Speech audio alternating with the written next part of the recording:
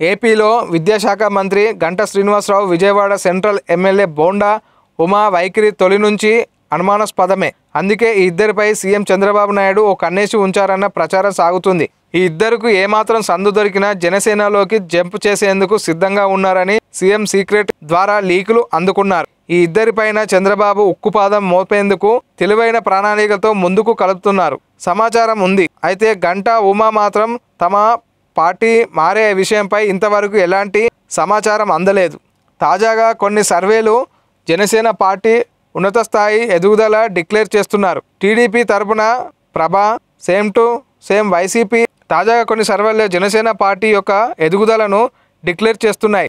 టీడీపీకి తరుగుతున్న ప్రభ same time వైసీపీకి అంతం గురించి చెప్తున్న సర్వేల్లో జనసేన ఎలాంటి యాక్టివ్ కార్యక్రమాల్లో లేకపోయినా విశేషమైన ఆదరణ పొందుతుందని తేలింది. దీన్ని బట్టి పవన్ కాస్త జనాల్లోకి వచ్చి దూకుడుగా చూపిస్తే చాలు వచ్చే ఎన్నికల్లో మిరాకిల్స్ చేసే అవకాశం ఉందన్నారు. ఇలాంటి సన్నివేశాలు ఇంకా చంద్రబాబు నమ్ముకునే గంటా బోండా ఉంటారని ఎవరు భావించడం లేదు.